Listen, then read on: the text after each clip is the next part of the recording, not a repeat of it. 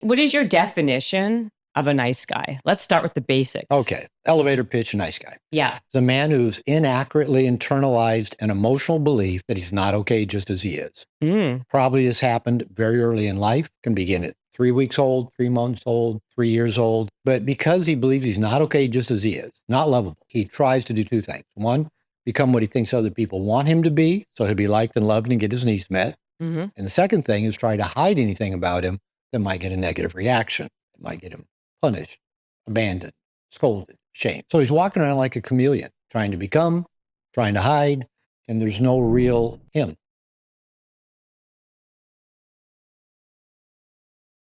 Thank you for being on the podcast. We have Dr. Robert Glover, and he is the leading expert, PhD, what do we say? Is that PhD? Doctorate in marriage and family marriage therapy. and family therapy. He said I shouldn't call him a psychologist, even though that's where all the thing, that's what everything is the coined psychologists as. get all pissed off and, stuff like that. All right. We don't want that to happen. No. And what he is an expert in is nice guys. He wrote a book that's still a major bestseller called No More Mr. Nice Guy.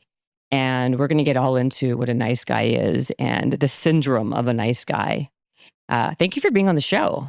Thank you for inviting me. It's always fun to come back to LA. I get here on the day that they impose a curfew on downtown Los Angeles. Can you believe? Yes, this is what's happening right now.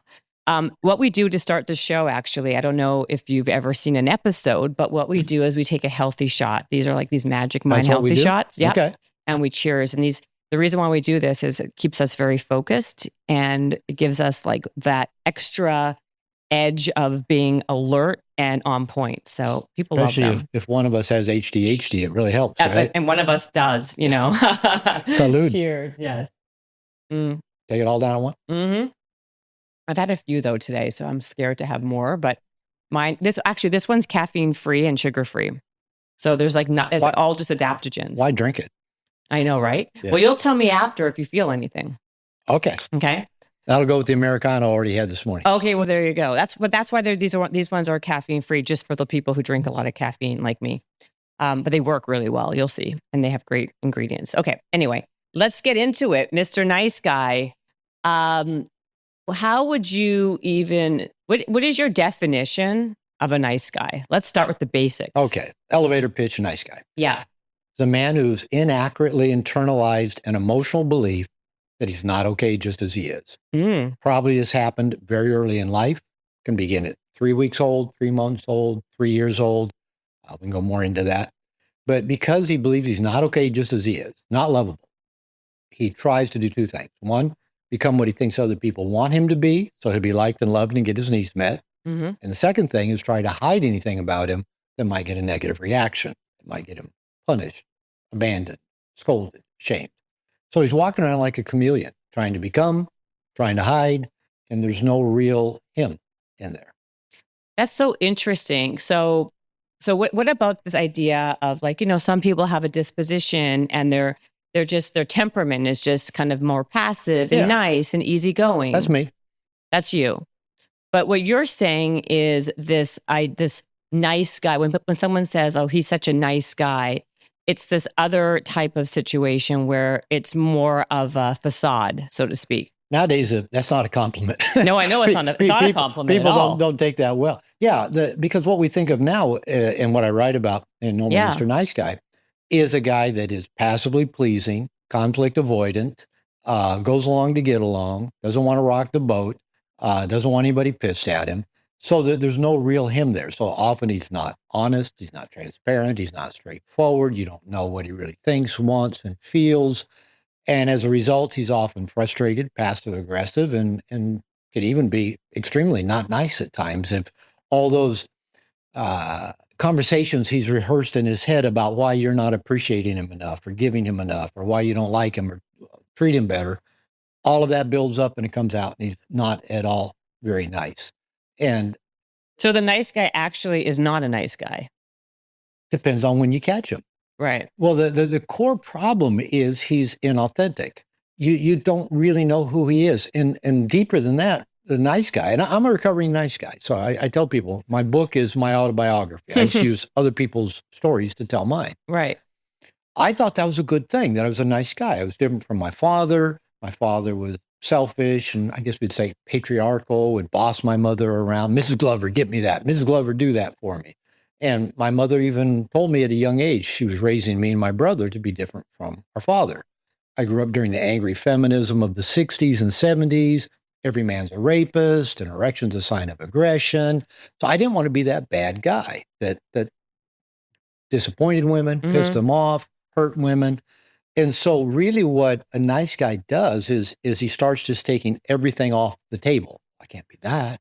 I can't be that. I better not be that way. Or women complain about men that are that way. So there's no real him left there anymore. And he doesn't even realize that. He doesn't often realize how hard he's working to get people's approval. So, if you and I are having a conversation, if you nod and you smile, well, I'll keep doing more of that. Right? I got that smile. Even got the dimples a little bit.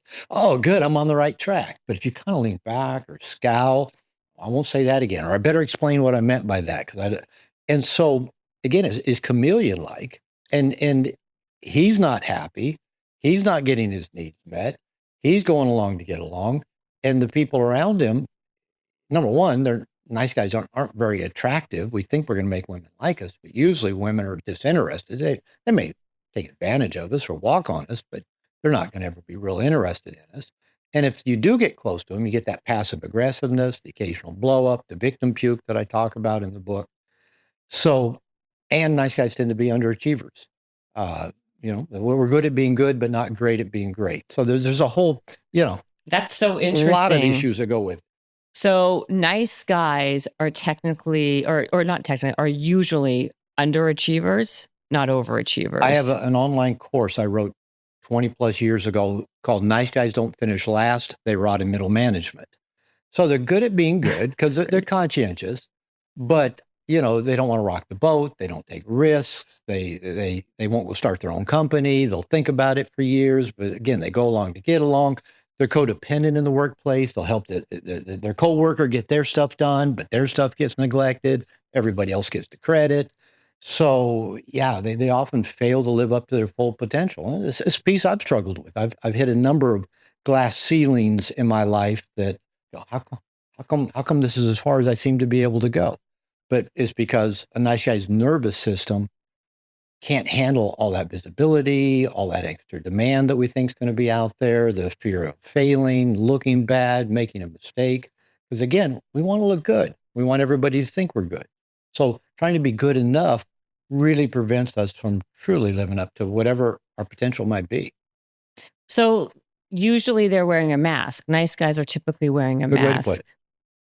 And a lot of times, like I always notice that the people who always seem, not necessarily a nice guy, but the people who always seem perfect on the outside are usually the most broken on the inside.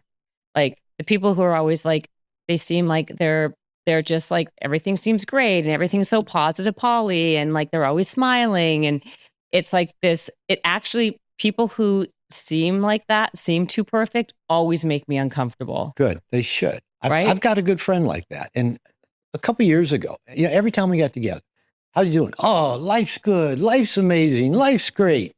Finally, I said, I won't say his name, but I said, really? Nothing ever goes wrong? You never have any problems? And he goes, oh, actually, right now, man, I'm going through this issue with my girlfriend and my company's struggling. I go, why don't you just say that? Why don't you just say, actually, I'm struggling right now. I'm having a hard time. Now, all of a sudden, we got something to talk about. Right, because you then become like I don't know how much you know about me or not, but like what I talk about a lot. I went on Perplexity and asked about you while I was waiting for you. Oh, you did? Yeah. Okay. Well, what did it say?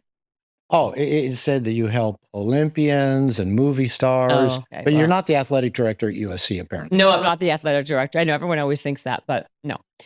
What I was going to say is like a lot of what I speak about is authenticity and being your real, like being who you really are. That's what we're talking about here. And and like people gravitate to that. That's what makes someone likable. When someone can feel like you are human and that you also are like, you're relatable and that you're authentic and that you are all these things.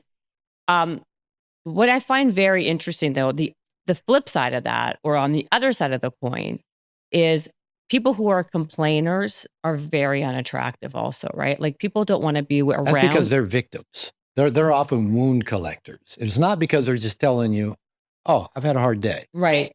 They're telling you all the things that they're victim of. Well, what if And it's no someone fun. just, I think that there's also this ideology that, I don't want, if I was somebody and I just don't want to like, I don't want to complain. I don't want to like air my dirty laundry. I don't want to be a Debbie Downer. So I'll just be like, I will smile through things just to kind of, get through the thing.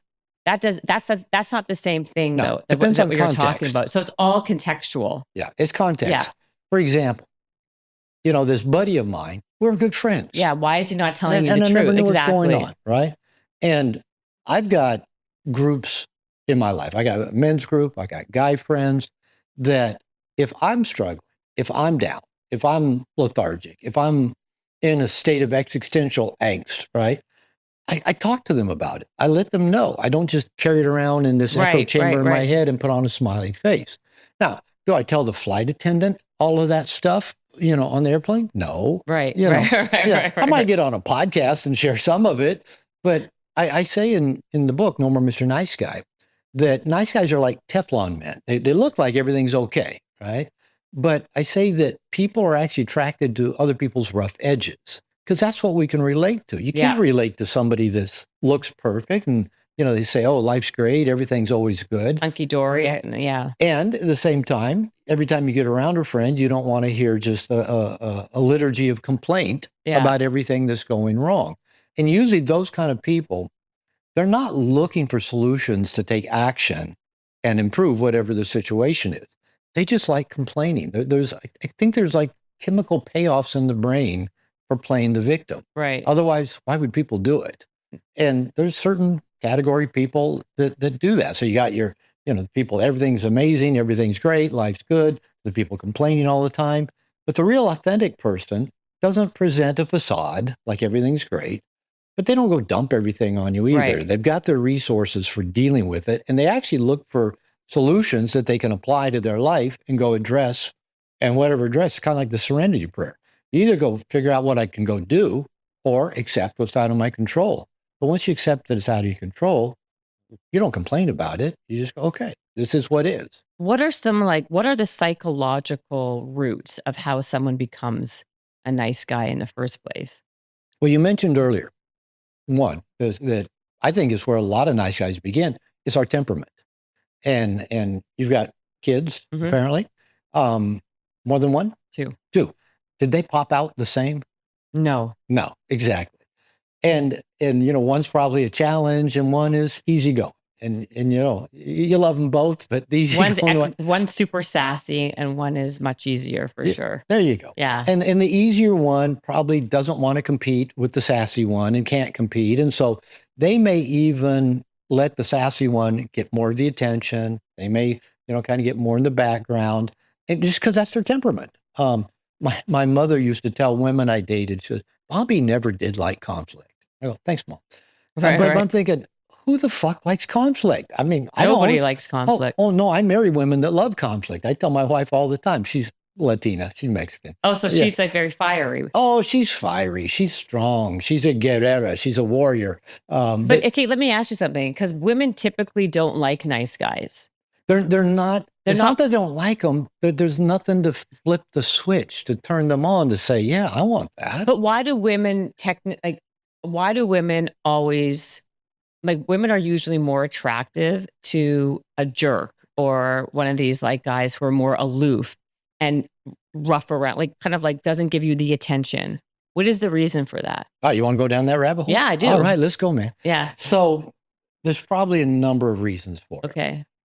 Probably the core part of it is evolutionary, that, the men that had the most capability of providing and protecting for the females in the tribe probably weren't the most available. They probably weren't the ones sitting around and go, yeah, I hear that Debbie pissed you off. Man, that was really hurtful of her to say that. No, they're out killing stuff, right? They're out warring stuff. They're the ones that are going to provide and protect. They're the ones that are going to bring back the food, the furs, and the fucks. So those are the ones that evolutionary, that, yeah, that's a turn on.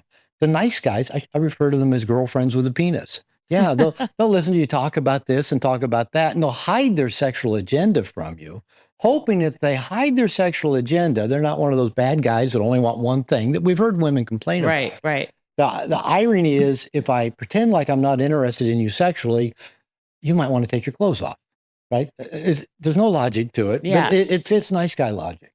So I actually teach, I have a whole class I call positive emotional tension. Okay. The basic premise is that women have to experience emotional tension with a man to be attracted to him, aroused by him, and stay attached over time.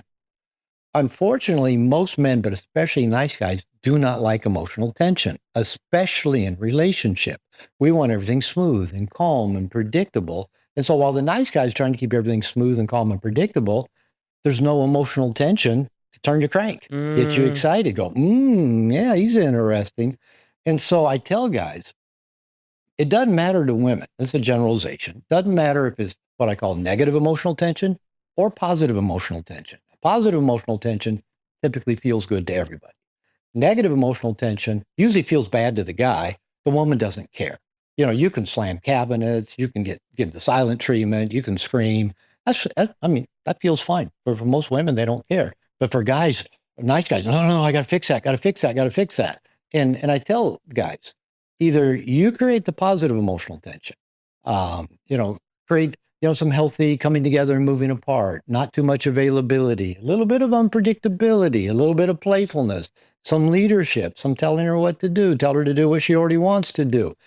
A little bit of that creates emotional tension for the woman. And I said, if you don't create that, if the woman wants that connection and arousal and attachment to you, she'll create the kind of tension you don't like.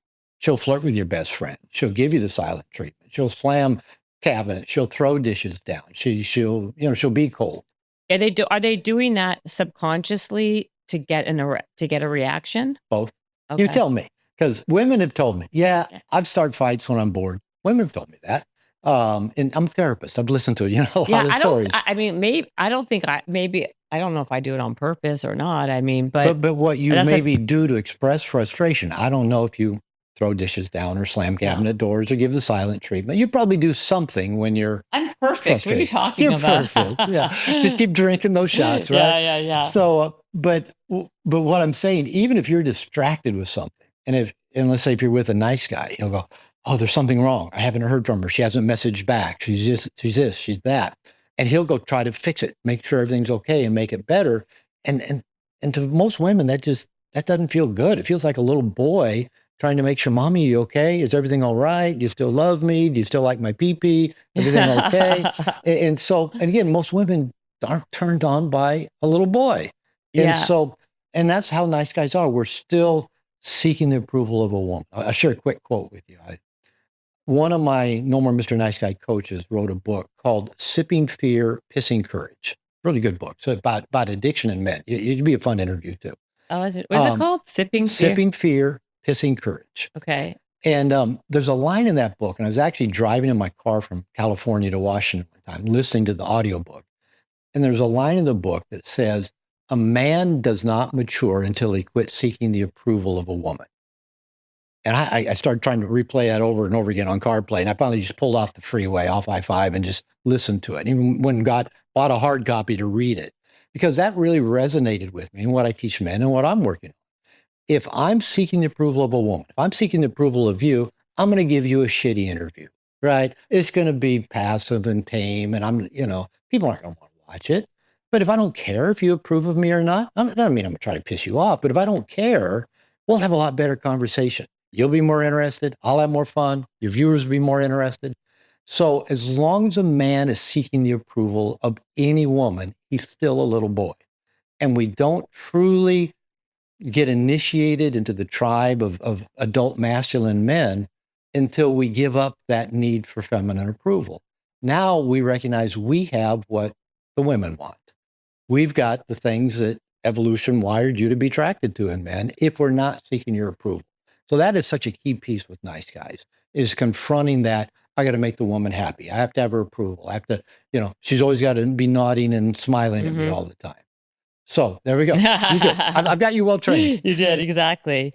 But then what, in your opinion, would be the opposite of a nice guy that people should seek or try to be, if not this nice guy? Well, and that's how we tend to think. What's the opposite, right? Right. And when I wrote the book, I think the publisher hoped that there'd be a little bit of a blowback because, the title's a little bit, we probably have all said at one time or another, no more Mr. Nice Guy. I'm not taking it anymore. Right. But you see that on a book title and you think, why would somebody write a book teaching men to be not nice? There's enough not nice men out there. Yeah, I was going to ask you about that too. But there never was any blowback. I think the publisher was hoping it's good publicity. Right? Yeah. In fact, women like the book.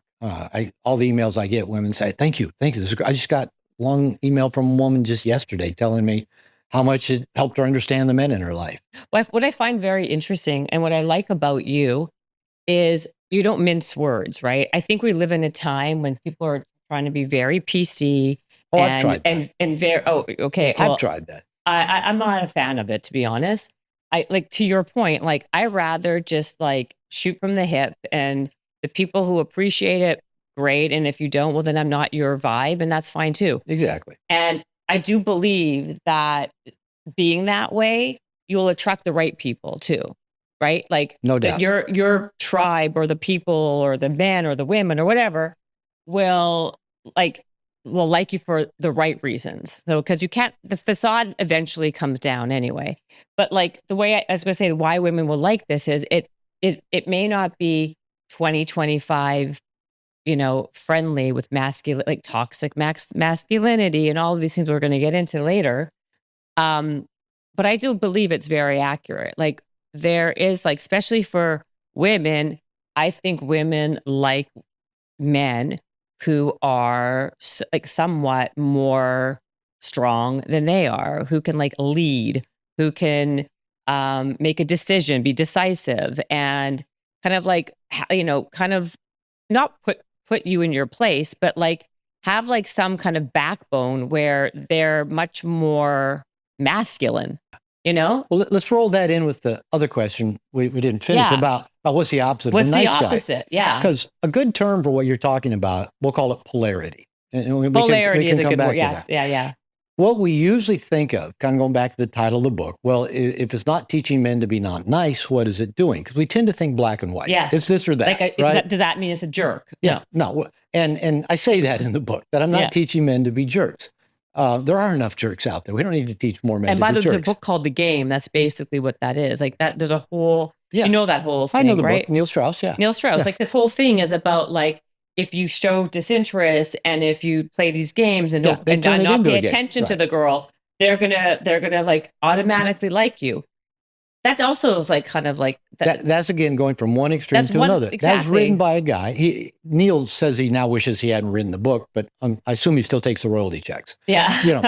That one from a guy that low self-esteem, didn't know how to talk to women, and let's go to the other extreme. Now we're going to do this and play on women's low self-esteem and try to manipulate them. Right. Being authentic doesn't do that. Being authentic is just you being you. And when talking about what's the opposite of a nice guy, the way I look at it is that I think the nice guy and the asshole are actually on the same continuum. I think both of them are living in what we'll call fight, flight, freeze nervous system. They're both in sympathetic nervous system. Mm-hmm. The nice guy is in flight, freeze, or fawn, trying to manage their anxiety and manage situations around them. The asshole jerk is in fight mode. So he actually just intimidates people to manage situations. I think they're both in sympathetic nervous system. So just guys will say to me, well, I know being a nice guy isn't the right, but I don't think I want to be a jerk. I need to find a happy medium. And I go, I don't know what the tipping point is between two toxic extremes because they're both on the same continuum. So what I teach is we actually have to rise up above, not just become more this way, right? Become more like the asshole jerk. We have to become more conscious. We have to become more assertive. We have to become more differentiated. That's the ability to ask ourselves, what do we want? What's important to me? And then follow through on it. We have to learn to have boundaries. We have to learn to make our needs a priority. Those are all things that make us healthy, authentic adults, not one or the other down here. And as you've indicated, if we're just talking about polarity in relationship between men and women, I think most women are going to find this guy a lot more attractive than either this one. But I have empathy for women because if you think about it, through most time, these were your two picks in men. You either pick the asshole jerk or the passively pleasing doormat. Mm-hmm. This one kind of turns you on, but he's going to, sleep with your sister, do drugs, steal your money, shit like that, lie to you. This guy, he's going to look like, he's going to treat you well, do things for you, but he also might sleep with your sister, lie to you. Would the nice guy do that though? Oh, they do because everything that nice guys do is most of it is they go underground at a pretty young age. They go along to get along, so they hide their wants and their needs. So yeah, that is one issue with nice guys is that they'll surprise you. Go, where'd that come from? I didn't see that coming because I thought everything was okay until fill in the blank. What are some subtle signs that women can look out for that the guy is a nice guy besides the obvious besides he ones, doesn't turn you on? Besides the fact that, he doesn't turn you on and or that they're people pleasing and all these things. Because like you were just mentioning, and I also read in your book, a lot of the nice guy, I guess a lot of the obvious or not so obvious character traits of a nice guy is a lot of it's embedded in shame and anxiety. And in anxiety. Yeah. They have a lot of shame and anxiety. Can you just expand on that a little bit? Yeah. When I wrote No More Mr. Nice Guy, I wrote it over 25 years ago. It took about 6-7 years to write it. Just quickly, a lot of publishing companies back then said, Robert, we like your book. It's well written, but our marketing department says men won't buy a self-help book. I said, well, if you don't publish them, they can't buy them. That was pre-Amazon, pre-podcasts like this, where, you put the show notes, people click on it, go to Amazon, buy that book, buy a bunch of others. Right. But as I was telling you before we start talking, this annually brings in over 6 figures in royalty check every year. So apparently there's more and more nice guys out there.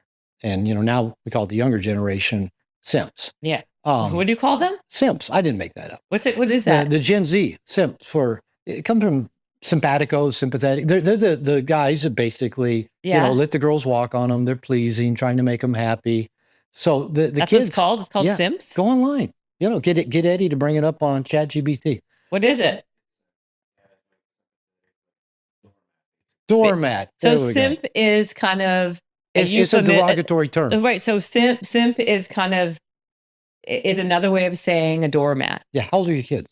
10 and 12. Ask the 12-year-old what a simp is. Oh, sure. He has all these things. I have no idea. I've never heard of any of them. I'm sure I was thinking about that. I got such an education from my boys too. Oh my God, it's hilarious. Yeah. So your question is, how does a woman know? Okay. Yeah. Number one, he might seem too good to be true. Really? Is he really this nice? Is he really this calm? Is he really this giving? Is he really this generous? Something, in your gut won't feel right. The other thing is you may want to be turned on by him, but you're not, even though you think, what's wrong with me? He's a good guy. Why do I always pick the jerks? I think I finally found a good guy, but I don't want him. I should want him. So you'll probably feel that. And you'll also probably often feel a certain amount of emotional indebtedness in that he's going to be trying to do so many things for you that you never feel like you get a chance to do anything for him or return a favor or surprise him, because he'll turn around and do something right back for you again. Because nice guys are terrible receivers, and we operate with what I call covert contracts. If I just give you all these things, you'll appreciate me, you'll love me, you'll want to take your clothes off, even though you're not turned on by me. So, and then after we do enough of that, and maybe you don't appreciate me enough, or don't take your clothes off, or don't take them off enough, all that resentment I've got that I kept my end of the contract, you haven't kept your end. And then that's where the passive aggressive, the victim pukes come out. So for a woman, if he just seems too good to be true, and he does so many nice things for you above and beyond, wanting to fix things for you, plan trips for you, take you on expensive dates early on, all that stuff, you're just going, why is he trying so hard? Let's just get to know each other. So that's a bad sign. Not a good thing. Not a good thing. Now, again, you're going to question in your mind, well, all the other jerks I've been with, I knew right off they weren't good, but I was so turned on by them. This guy seems like such a nice guy. How come? you'll probably question there's something wrong with you. Yeah, I think a lot of girls will do that, right? Yeah, 'Cause why don't you they'll like feel this guy more? guilty Yeah, that they don't like the guy who is really nice and kind because you've and always been saying, I want to find a nice guy. The nice guy exactly. comes along and you go, yeah, but he doesn't turn me on like the jerk. But there's even more to it. Your spidey sense will tell you this is too good to be true. It is. How long until they show their true colors, or is it just these like outbursts that you were saying, or just in general? Like, let's say Yeah, you kind of give the nice guy a chance, then what that's a happens? good question. It probably depends. Probably I know back in my second marriage when I wrote No More Mr. Nice Guy, I'd have one of those victim pukes. My ex-wife called him that. She goes, I think everything's fine. She said, I'd rather be with a jerk. At least a jerk treats me bad all the time. You treat me well. I think everything's good. And then you blow up. And so I'd have one of these victim pukes. And again, I'd just puke out everything I'd rehearsed, wanted to say, held in. And then when things got calm and cleaned up all the mess, she'd say, how long that been bothering you? I go, I don't know, 6 months maybe. And she said, it never crossed your mind to just say something? I go, not really. And if I had, it probably just would have pissed you off. She goes, I'd rather you say something. So, I think about a 6-month cycle Mm. that but probably everybody's different. I'll get guys, they'll write me and say, Robert, how do I take a woman on a coffee date and then get her to come back to my place and take her clothes off? And I go, they'll conflate different stories I've Yeah, told into yeah. one. Like that happens all the time, Right, just right, like that, right. right? Yes, And I yeah. go, well, that kind of agenda probably isn't going to work so well for you. But so there may be some that, if he took you on a coffee date and you don't go back to his place and take your clothes off, he may get pissed about that. And if you blog, if you Google nice guy syndrome, nice guys, and just go online and read like blogs, especially that are written by women, most of them will make a point of how the guy was so nice to them, treated them so well. And then when they didn't want to be his girlfriend or didn't want to take their clothes off, how then he like went on the attack, blew up, said hurtful things and like Hmm. that. So there's enough women out there that have experienced that piece that to probably make them leery of like all nice guys. Now, every guy's different. So some guys may just say hurtful things, some guys may just ghost, some guys may just try harder, trying to do more of getting the woman to go along and appreciate them. So I can't give you a definite answer. It's going to be 3 days or 6 months, but sooner or later, if you're with a nice guy using covert contracts, he's keeping score.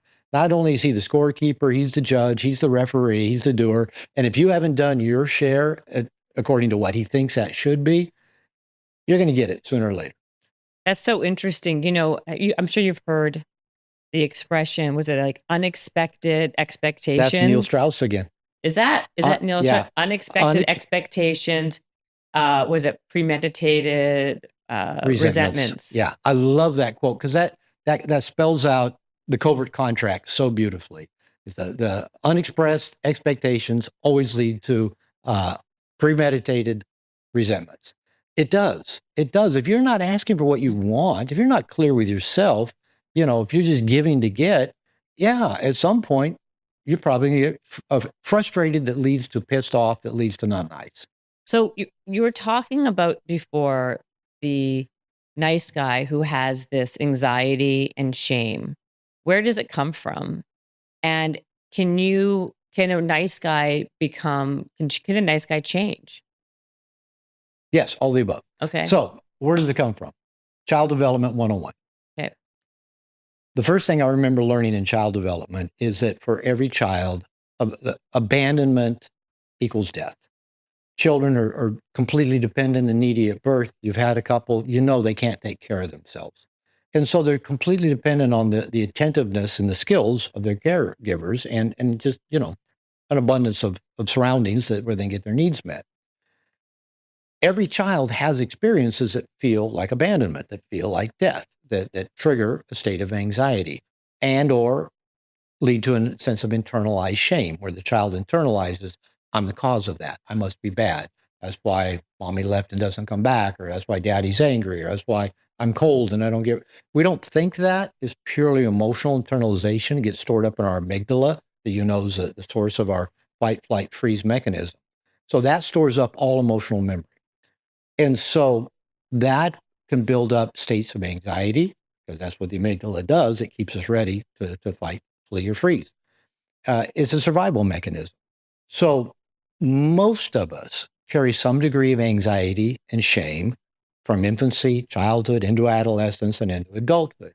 We all develop survival mechanisms. We try to do two things. Everybody does. Now, we're not conscious of doing this, but one thing we're trying to do is how do we soothe and manage the discomfort we feel right now? That state of anxiety, dis-ease, discomfort. I sucked my thumb until I was in kindergarten. So that's one way I managed my states of anxiety. Right. Some children might cry, some might eat, some might perform, some might sleep, some might just be depressed. Every human being tries to manage those uncomfortable feelings. The second thing we try to do is try to, using a very, very undeveloped brain, develop strategies to prevent those uncomfortable situations from happening again. And again, there's any number of ways a human might do that. A child might do it.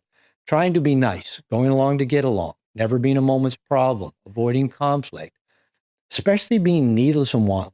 We're trying to make sure everybody else's needs get met, and then maybe ours will get met.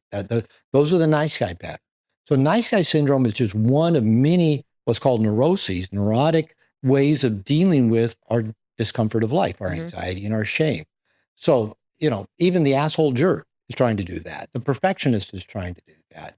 The kind person, the overachiever, everybody is trying to manage some inner state of discomfort or disease using tools, techniques we learned or we developed when we were 3 months old, 3 years old. And then we get to be adults and we're still using them, thinking they should work. And that's my definition of neuroses, as we're all neurotic in some way. We're all using life tools that we developed when we were 3. Right. They don't work well when we're 30 or 60. And so that's really what life is about, is learning through therapy, through coaching, through experience, through lots of different avenues, how to shed those old neurotic roadmaps and develop healthier ones. I'm sure it's what you do in teaching people to be authentic, because most of us thought, oh, I'll hide these things about me because that leads to me getting hurt.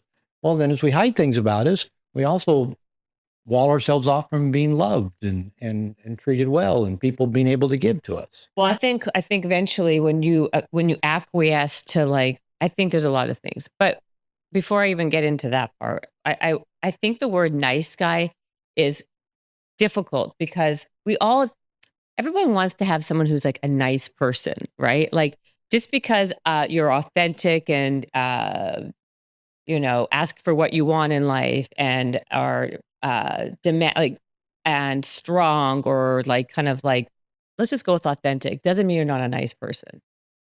No, they're not. They're not mutually they're not you can't just because you're authentic doesn't mean you're not nice. No, and you could be authentic and be very assertive, and some people might take offense at that. Right. So okay, that's great. Being assertive or being authentic, and asking for what you want and have some kind of being demanding in one sense or the other.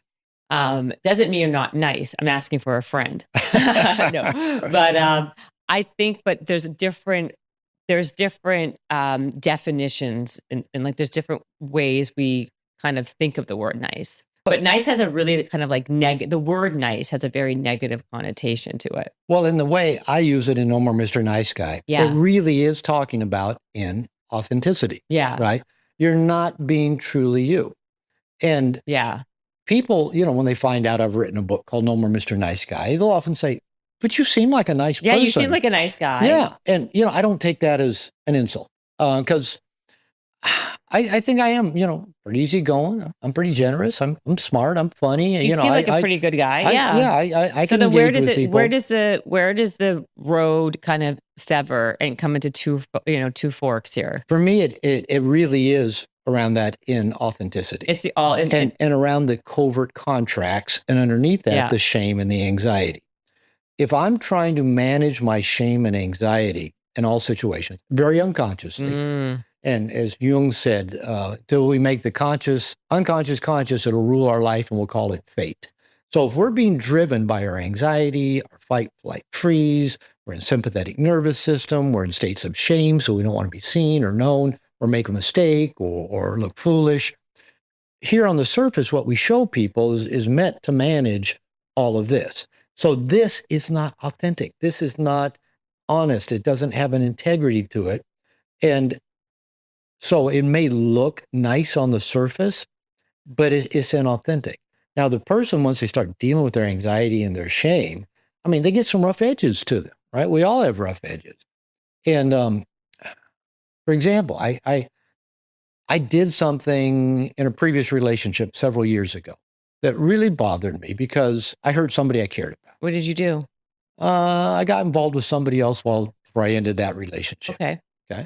And I felt bad about that because that one person was predicting the entire time we were together, you're going to kick me to the curb. You're going to cheat on me. You're going to kick me to the curb. So I don't know if I just fulfilled some karmic thing they were bringing, but I struggled with it. And I asked a good friend of mine who is a psychologist. And I said, I can't believe I did that. It was really hurtful. When my mother found out, that's the first thing she said to me. What the hell were you thinking? Because my mother was the first person she called. Of course. There you go. Yes. and my buddy who knows me well, and again, he's a psychologist. He basically said this, Robert, you can be a dick. He said, but you're not a dick. He says, once you can integrate those two things, you'll be okay. And this is what I call the integrated man, the authentic person. I can be dickish. I can be impatient. I can, be I'm a critical motherfucker at times, but I'm actually not a hurtful person. And I'll take ownership of when I'm not at my best. So I've learned to where I can look at my dark side, look at my shadow, look at the parts of me. And that's when I talk about integrated man in the book, I'm talking about a man that's able to hold all aspects of himself. The parts about him that are kind and loving and caring, and the parts that are impatient and selfish and dickish. Can we hold all of those parts together and own them? Then you can actually get close to that person, because if he does do a dickish thing, he'll own it. He'll go, my bad, I hurt you. Because we never think of it that way, right? What do you think of, like, when you think of a nice guy as a doormat, you don't think that they have these other qualities. Oh, they can be dickish. They can be dickish. Like, that's the part that's so, because the whole thing here is like, girls like assholes, girls like guys who are kind of dickish, let's say. But you're kind of saying the nice guy is the guy who's not authentic, and can do all these dickish things. Mm-hmm. But what I find interesting, like, let's talk about success. Sure. Because you're saying that nice guys are typically not successful. They usually are like in middle management jobs. They don't want to be seen. They want to. They're fear of failure. They're scared of, like. So does that mean the people who succeed are what? Not nice guys? Not nice guys. Okay. Are they the assholes? Or are they the ones that are what? Okay. Either or, right? Right. Yeah. You're saying it's not the polarity, right? Well, here's what I've found, and it's just my experience, is that, again, a lot of nice guys, they do reset their glass ceiling. Just because, for whatever reason, their codependency, fear of being found out, right. Fear of success, fear of there being too many demands they don't think they can meet. So we will find ways to distract ourselves from truly living up to our potential. With that said, I've met a number of guys. I have a number of clients who are very successful, who've made millions, and they still come to me because they turn into total simps in their relationships with women. Mm-hmm. They may go chase the OnlyFans girls, or the making arrangement girls. I don't know what all those things are, but they tell me sure about you them. don't. And so, and then they're total simps with them. They take them on really expensive dates or trips and buy them expensive toys and things. And so they've actually reached a pretty high level of success, but their nice guy patterns still show up. What I found that the men that identifies nice guy who have achieved at a certain level of success are often driven by a high insecurity, a need to, I've got to accomplish, I've got to succeed if I'm going to be loved, if I'm going to be valued, if I'm going to get the pretty woman that I want to love me. So they actually do, many men do find ways to be relatively successful. Mm-hmm. But often, if they identify with the nice guy stuff, I mean, if they call me up and want to work with me, nice guy's still showing up somewhere else in life. And this might have been an overcompensation. Look how good I am. These are guys that maybe got They either got straight A's in schools because they had helicopter parents, or and then they've gone on to do really well, or they're the ones that had ADHD and fucked up all the way through school, but they were really smart and they finally got it together as an adult and started trading in cryptocurrency or something and made a bunch of money. But they still don't believe they deserve that or they're good enough, and they still again will bring the covert contract to the women in their life. Let me spend a bunch of money on you and then you'll like me and want to be my girlfriend. And the women often know that there's no real him inside of all that, the gifts and the money.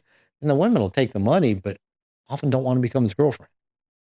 Yeah. So, I mean, like, but that's also because, like, people, it comes down to, I think what another way of saying, like, I think women and men, I think, to be honest with you, I think what is attractive to men is also what's attractive to women. People, like, don't like to be around. I mean, this is my opinion. I'm not a psychologist. I think I'm we're a here dime both store. offering opinions. Yes, this is all Let's my go with opinions. exactly. In my opinion, I don't think anybody is attracted to people who are insecure and uncomfortable in their skin and seem kind of like they're like literally just like uncomfortable in their skin.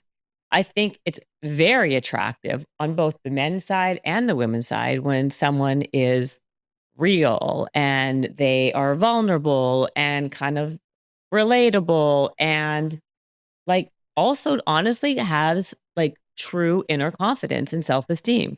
And I think the problem is a lot of people you can coin it any way you want. You can say nice guy, nice girl, whatever. Nobody's like interested in anybody when they are just like uncomfortable with who they are and not like, seem like they have a lower self-esteem. Well, here's how I put it.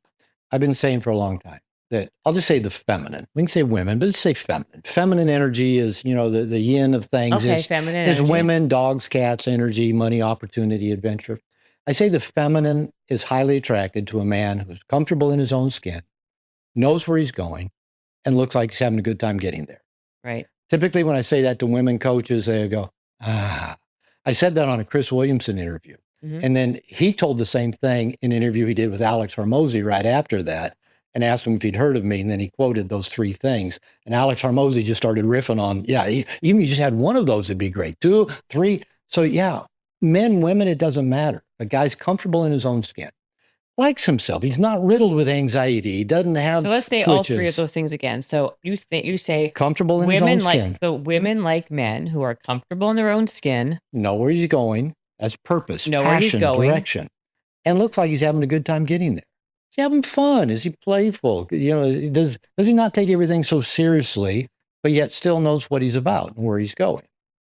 And men and women both, like you say, apparently Chris Williamson and Alex Hormozy both like that description, of a dude, of a guy who's Chris called it 3 essences of a secure man or something like that. So then, okay, let's flip it here, right? What do you think men like? What are the 3 qualities that men look for in women? That men look for in women? Hot, young, skanky. I don't know. Okay, men are pretty shallow. But, I like the honesty, though. Like the truth of the matter is, I don't think men like nice girls. Well, they don't. I think if we're going to be real here, women don't like nice guys. Men don't like nice girls. And I think it's constantly like a conflict within ourselves. Like, do we go for this nice guy or do we go for the safe and stable? Do we go for the one who's a little bit more this way? And guys they're not looking for, they're not like picking a woman because she's got a really great 401k and she's super successful. Intelligent, responsible, reads books, no. I think it's such a joke when I speak to guys. They're like, I just want a girl who's like, has her shit together and has this and has that. And then they end up with like the OnlyFans girl who's like 19 or whatever. You know what I mean? Like the truth of the matter is, I think that we can intellectualize what we think we should want. That's easy to do. But what we actually want, if we were being honest with ourselves a lot of times, not always, this is not like a paint everything. But I would say for the most part, I don't think guys like nice girls.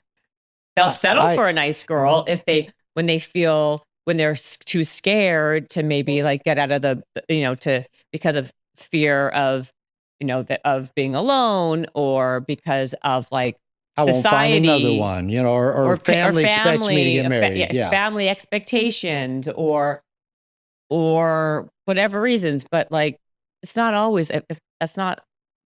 After I got out of a 14-year marriage with, nowadays everybody that breaks up says their ex is a borderline narcissist or sociopath. I know. I was going to say that too. Everyone says when they break up that it's because my ex was a narcissist. Exactly. That's the tagline of 2025. Yeah. If anyone breaks up or has a hard time with a girl or a boy, or either way, it's because they're a narcissist. It's the most overused word of the year, of the decade. As a therapist, I probably have met 2 true narcissists.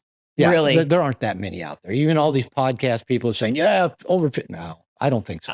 Now, do we have problems getting along with each other? Yeah, probably. Yes, Are exactly. a lot of us pretty immature? Yeah, probably. But I'll tell you what, when I got out of a 14-year marriage it was a difficult relationship. It led me to write a book, so I'm very grateful. But when I met nice girls after that, I wasn't turned on by them. I dated one woman who, like, I used to say, on paper, you check off every box of what I had to quit saying that because I knew that sounded dismissive and demeaning. Right. And after I broke up with her, after about 3 months, she was a great woman. She goes, am I just not crazy enough for you? And I go, could be. And then we stayed friends for quite some time. And later on, she said, you know what? I think I figured it out. She said, my daughters pointed out that every man I get with, I kind of just adapt to him for whatever he likes.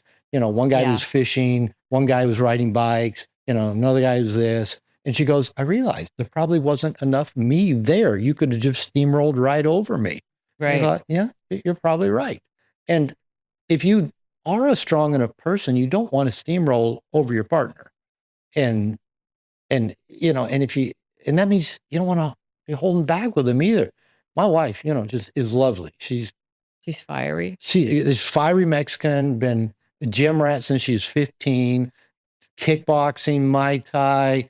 She walks into a room and just lights the room up. She can out squat me. She just a tough, grew up 8 out of 10 kids in poverty in Guadalajara, Mexico. Wow. She's tough. She's a sweetheart. She's the most generous, open-hearted, loving person I know. And I call her my mafiosa. If we have to negotiate anything, I put her in charge because she loves to fight. Yeah. So she is strong. So this woman treats me like gold. I'll be sitting at my desk, doing an interview or working with a client, and my door opens and a hand comes in and puts a glass of coconut water on the corner of my desk, and she sneaks back out. She's sweet and loving and generous, but she won't take shit off me.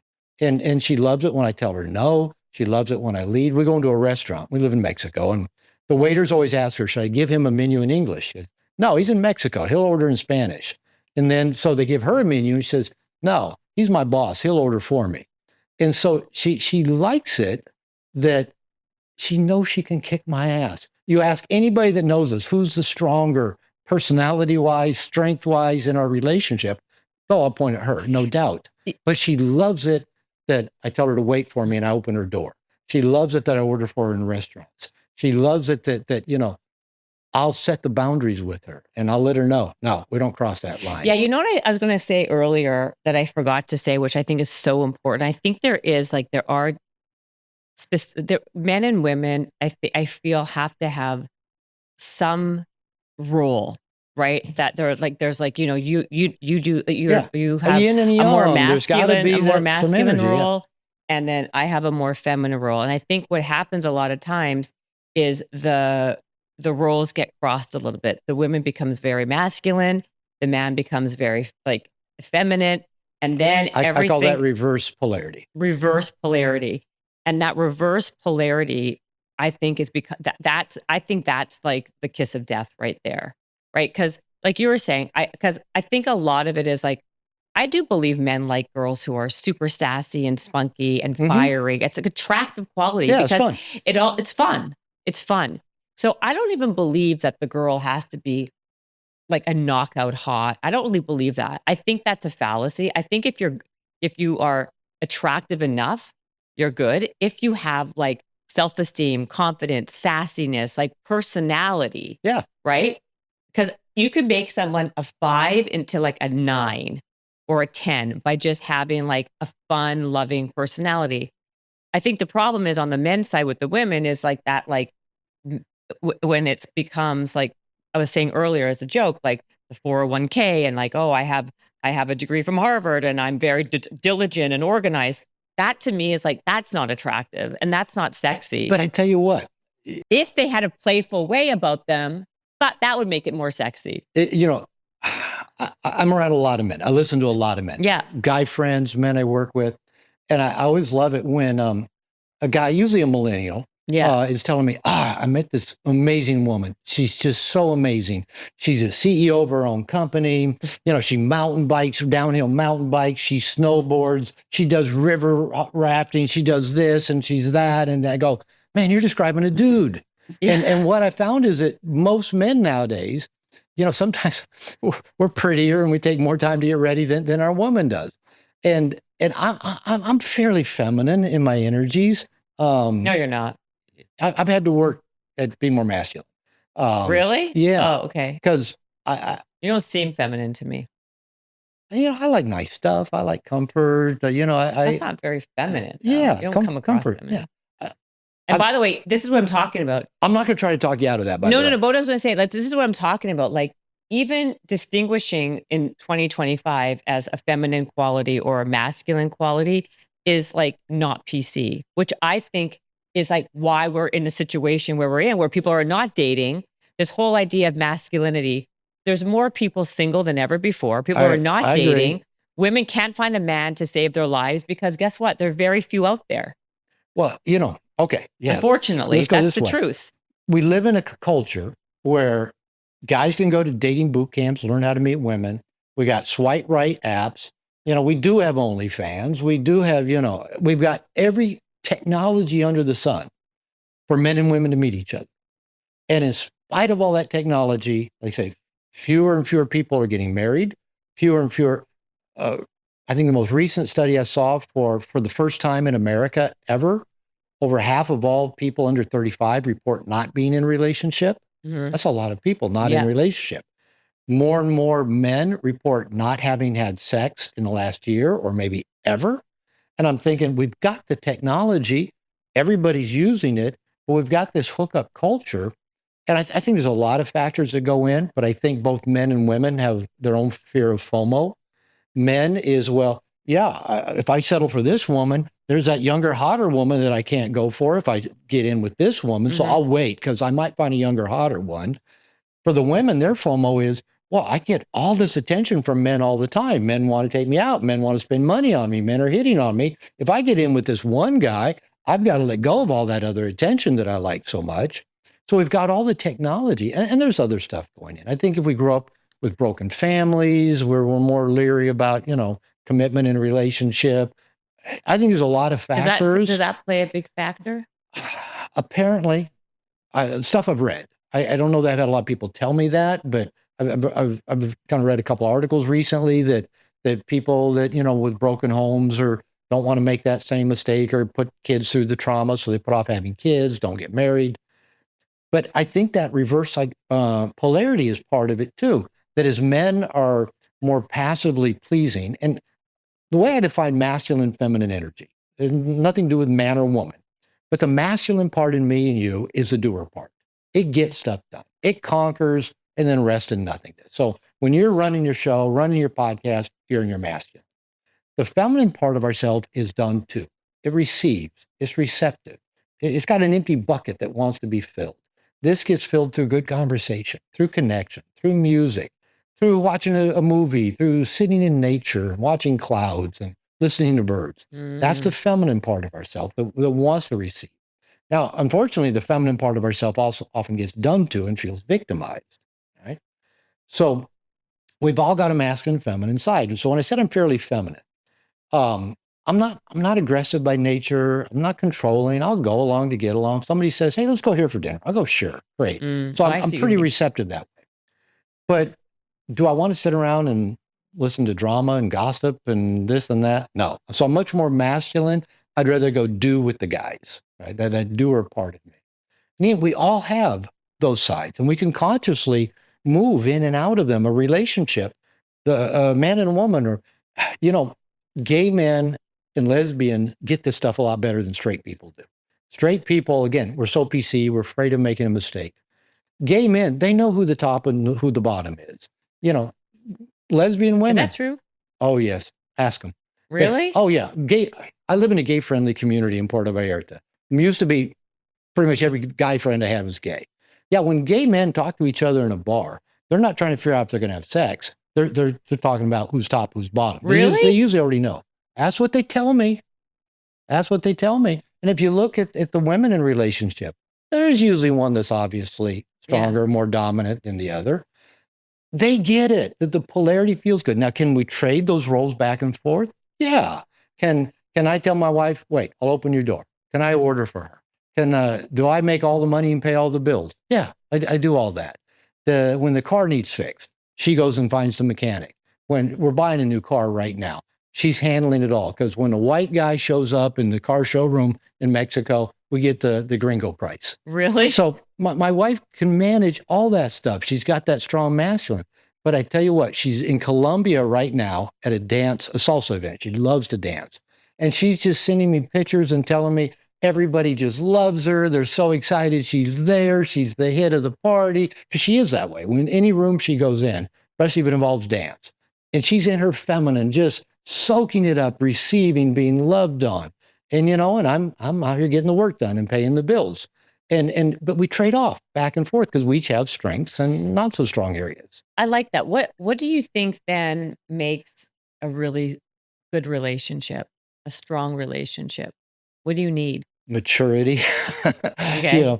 All the things we've been talking about. Are you willing to show up and be you? Let the other person see you. Be authentic. Take ownership of where you're less than perfect, where you messed up. You got to be able to talk about stuff. I think most of the relationships I've been in that didn't make it, we'd reach a point where the other person would dig their heels in and just go, nope, not going to deal with it. Not going to talk about it. And so that's all the farther you're going to go. So you've got to be able to talk about it. The interesting thing is, when I met my wife, I basically had decent restaurant Spanish. She didn't speak English, still doesn't speak much. I can leave her for a weekend with my mother and they get along just fine, but she won't speak English to me. Maybe she'll say a few swear words because really? I taught her. But so I learned Spanish, okay? And so here I am in my 50s and 60s, learning a foreign language, the basis of communication between two people. And I think she and I have the best communication of any relationship I've ever had. Maybe for two reasons. One is we don't have so many words that we can use and get caught up in all the words.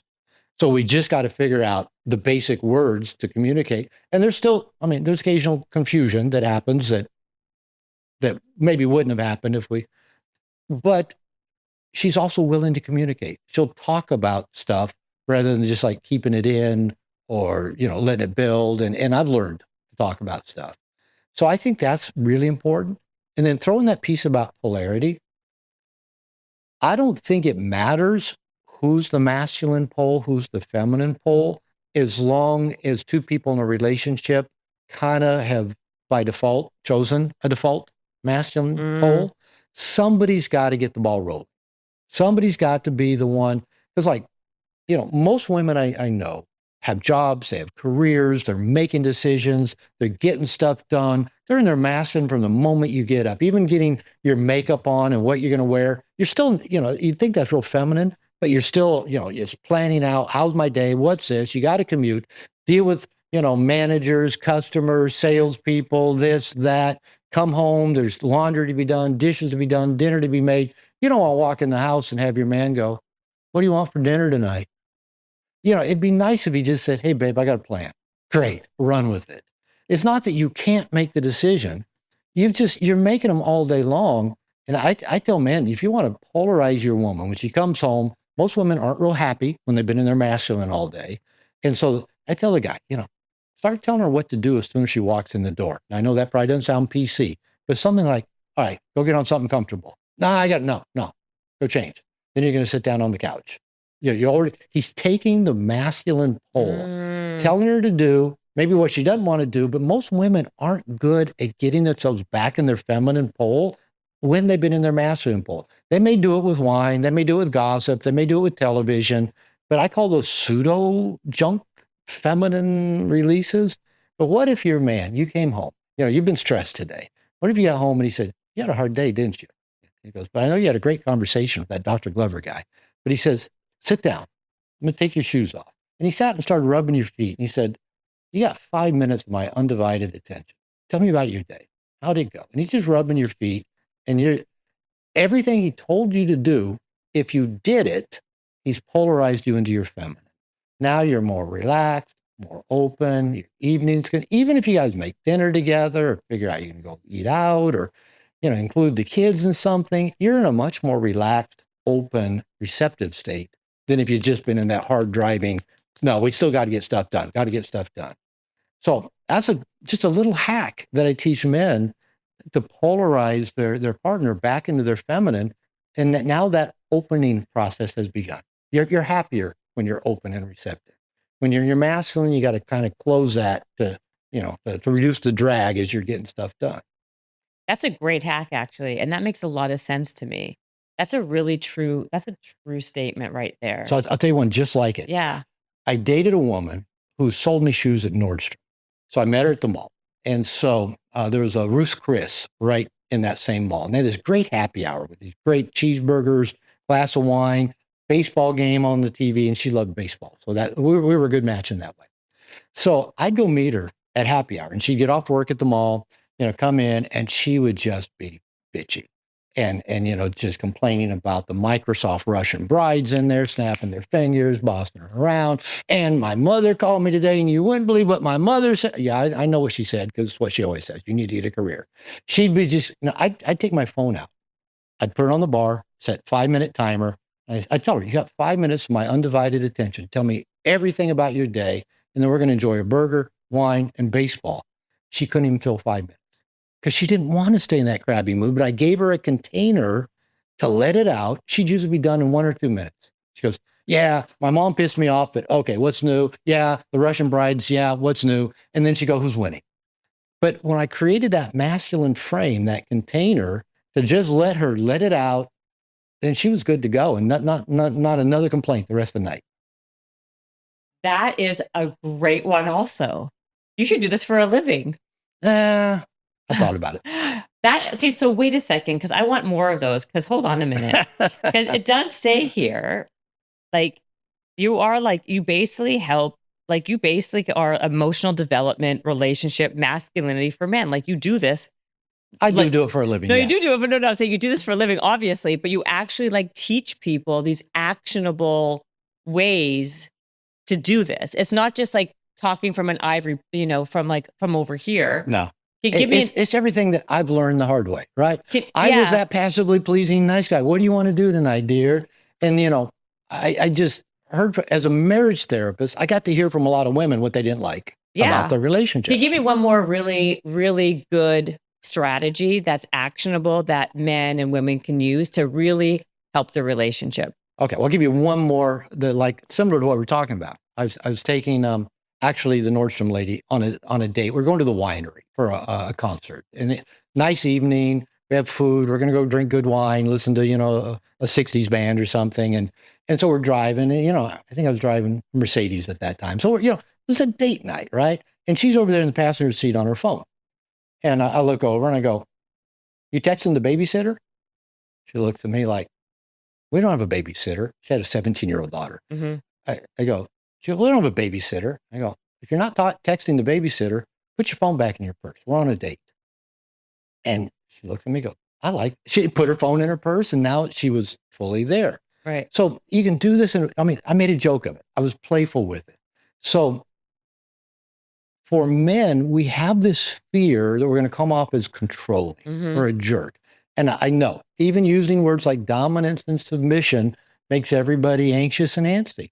But there has to be each pole, otherwise we're just two friends hanging out with each other. Somebody's got to be in a dominant pole. Somebody's got to be in a submissive pole. And again, that can change, right? And just helping people, men and women, understand that that's okay. Somebody dominant, somebody, otherwise, for example, if it comes to sex, if you don't have dominant, feminine, a submissive pole in sex, you just have two bodies laying next to each other waiting for something to happen. You do have to have a pitcher. You have to have a catcher. You have to have a top. You have to have a bottom. You have to have, there has to be that for anything to happen interpersonally, sexually, otherwise. So I think where I begin with men is saying, listen, it's okay to play a dominant role if you're doing that in a conscious, open-hearted, loving way. You're not trying to control the woman, get her to do anything. You're actually inviting her into a more open place where she can be more receptive. Whereas I love David Data's term, where you can fuck her to God. Where, without polarity, that doesn't happen. There's no getting fucked to God. And so helping men come to understand that that's a gift that they give their partner. Even like the subtle telling her what to do. I say, tell her to do what she already wants to do. And then if she does it, you've polarized her into a receptive feminine place. And now she's open for all the goodies that come. What do you think of what's happening though now with like masculinity? We just talked about it. People are not, like we were just saying, they're not dating and all of these different things. And now people are not even interested in dating. They're rather just like watch porn or... Guys do that? Yeah. They watch porn. And like they're now, like AI is now creating these girlfriends, these artificial girlfriends. There is a lack of interpersonal relationships in general. This is a whole nother podcast. We can talk about it next time. Yeah. I mean, but it's a problem. It is. And I started a men's membership program a couple of years ago, Integration Nation, mainly because I think maybe one of the biggest problems we're dealing with today culturally, especially men, it's just a lack of contact with other people. Mm-hmm. Everybody's going it alone, right? You got your MGTOW, you got your incels, you just got guys with social anxiety or no social skills, and so many men are just isolated. I mean, the studies are out there, how lonely, isolated men are, the physical toll that takes, the emotional toll, the suicide, the toll on it's a mess. And, there are probably so many factors that play into why men and women aren't getting along with each other so well. This is a core problem, it's a core problem of people being so alone. How do we, what's the fix to get people out of their own head and get them from not being so lonely? Because even though the data's out there, the information's out there, we all know it's happening. It's really hard just because you know something to be some way doesn't mean that you actually take action and execute on it. Yeah. What's that step to get people to? Because I'm an advocate for men. Nowadays I just work with men. Yeah. I've actually been working with a New York marketing company that sought me out recently and said, we want to make you a star. We've made these other people stars. I won't mention their names, but you've heard of them. And what they really honed in on was something that they've been calling guys' night out, taking that phrase and showing the necessity for men to have a deep bond and connection with other men. And as a marriage therapist, I said for years when a couple walk in my office, I tell both people, the best thing you guys can do for your marriage is have good same-sex friends. Now, you women usually are pretty good at keeping your girlfriends. I mean, yeah, you're on and off with each other and you have your fights, but you get back together. Guys, once we get in relationship, we may go years without talking to our guy friends because they got in relationship too and, whatever. And so I'm convinced that a man's ability to have a deep, powerful relationship with a woman is built on a foundation of having those deep relationships with men. Because, when I was single and, dating in my 40s and 50s, I'd have women ask me about my guy friends. And, I knew what they're asking because they'd probably dated enough guys that didn't have guy friends or maybe just had one. And they came to recognize there was something lacking, something missing in a guy that can't connect with men. Because if he can't connect with men, probably he either can't connect with her or he turns her into everything, be my everything, be my companion, be my, So I've been building communities, teaching, preaching to men. Now, what I run into is coming up with a language, a marketing language, basically, to communicate with men, just the secret sauce, how good it feels when you get real with other men, when you get vulnerable. I do workshops in my home about every other month where 8 strangers come. They don't know each other when they get there. And I tell them, you're looking around the room, you're measuring each other, thinking, I don't like that guy. I wish he hadn't come. He reminds me of somebody. I said, by Sunday afternoon, you guys are going to feel like you've been frat brothers for 20 years. And it begins with going back to that authenticity that you talk about. Friday night, all we do is talk about why we're there.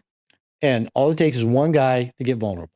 I've been struggling with porn and, my wife keeps finding it out. My marriage is coming apart. Or another guy saying, I'm on the brink of divorce, or I find out my wife's cheating on me. Or, they share. And every guy, one guy shares, the next guy goes deeper. He goes deeper, they go deeper. So there's when men can get with other men and have a safe container for that, and just be vulnerable, where it's not like, oh, life's good, life's great. Totally agree. Yeah, job's good. Oh, yeah, life's good. No, where you can actually say, I'm struggling, or I'm having a hard time, or I'm burned out, or I'm stressed. And I'll give you an example of this. I got invited to go be a guest speaker at an entrepreneur's mastermind ski event in Japan. So I was just in Japan a couple months ago. Great, loved it. Everybody said I would. So I was going to be the first speaker for a group of 45, mostly guys. Or maybe were 5 or 6 women in the group, but it was mostly guys. And the guy who put it on, invited me to come speak. I said, all right, how can I serve you? What do you want me to talk about? And he goes, well, this could be a dick measuring contest with all these guy entrepreneurs. And I go, let me test them. Let me see how far I can push them. So I didn't even know what I was going to talk about when I got up in front of all 45. But so what I talked about, what I had him do, I said, go pick 2 people you don't know. And for each of you gets 2 minutes. And during those 6 minutes, you have to tell the other 2 people someplace that you're struggling. Are you burned out? Are your ClickFunnels not working? Are you struggling to find love? The love you have isn't working. Go tell these 2 strangers something's not working. All right, man, the conversation got so loud and energized. I had to kind of basically yell to get them to come back, sit down, and then we kind of went around the room. And what were some of the core things they talked about? Then I said, okay, everybody that is struggling to find love, you're going to meet over here in this corner.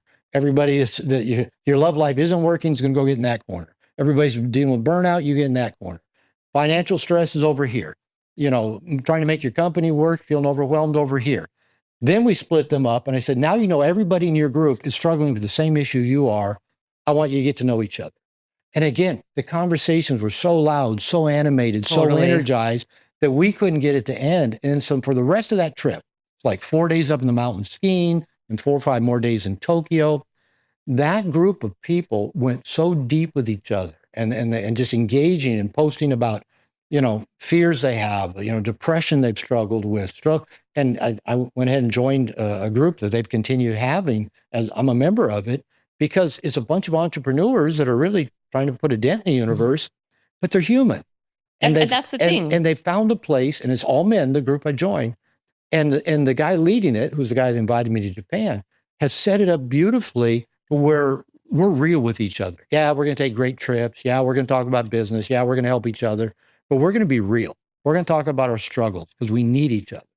So basically having a support system. That's what we need. It's about having a support system. And that's community. Community. And that is the part, going back to finding marketing language to help men. It's like, for a blind person who's never seen a sunset, how do you describe it? Or somebody who's never tasted a banana, how do you... A man who's like got dad issues, got bullied as a kid, doesn't trust men, sees men as competitive and dicks and jerks. And, how do you get that guy? How do you sell him on risking getting into a group, an environment, a workshop, even guys' night out, going out with old friends and just taking the risk of being real and sharing something about yourself? It's a hard sell for men because we've got a lot of walls up. But until men create that bond with other men, I don't think we're going to be very good in relationship. And I found that in my relationships in life, when I was just wrapped up in the woman, no guy friends. Those relationships didn't work well. So when I married Lupita, my wife, I had about 1.5 good guy friends in my life at that time, and I knew that wasn't going to work. We were already having some struggles. I was feeling kind of isolated living in Mexico. And so I went looking, found a men's program that I was in for 6 years. In fact, next week I'm going to one of their retreats. I still come hang out with them after 6 years of being a part of the program. And I've built men's programs. I now, I'm not making this up, have at least 25 to 50 men that if I called them up at 3 a.m, they get on an airplane and come fly down there to be there for them. I love that. And my wife sees that, and my wife loves it. And so many of these men have come in my home, and men come into our home for these workshops, and my wife sees them, and they see these men have great respect for her man. And guys tell me that I've changed my wife's world. Not only does she wear Lululemon and fly first class, but I've changed it because she didn't trust men. Her growing up in macho culture, every man she's ever known has been a serial cheater. Because of the good men I've brought around, and she's seen my commitment to be a good man and help men. Not be a nice guy, but be a good man, right? That's changed her world completely, where she's become more trusting and more open and more receptive. And that's happened because I've been in groups of men where I got real, where I told the truth, where I was struggling, where I was on a slippery slope, noticing somebody over there that, and they keep you on path. They keep me on path. There's a lot of groups. There's YPO has this thing, YPO is Young Presidents Organization. They have these, they have forum, and it's very effective. People love it. And I know of a lot of other friends of mine who are in these men's groups, not YPO, but different things. And they swear by it. And I think it's a great thing for women and for men to have, build communities, have these men's groups, have a place that you could be honest, real. You know that you can be vulnerable and people can relate to you. With that being said, though, I need to wrap it because I am late and I got to go pick up my kid. You run late? I know. I can't even imagine that. I know. I'm so sorry. I know. Shocking. But Dr. Robert Glover, his book is called, well, it's an older book, but honestly, it does not age. It ages like a fine wine. It's called No More Mr. Nice Guy. But he has other things. He's got other books, these groups, these memberships, things. Check him out. He's on Instagram. He also has a website. What's your website? Got to think about it. drglover.com. drglover.com. I also want to have you back. I want to talk to you more. I want to do a part 2 because I have a lot of other questions. And when you come back in town, we should do that again. Let's do it. All right. Thank you for being here. Thank you. Bye.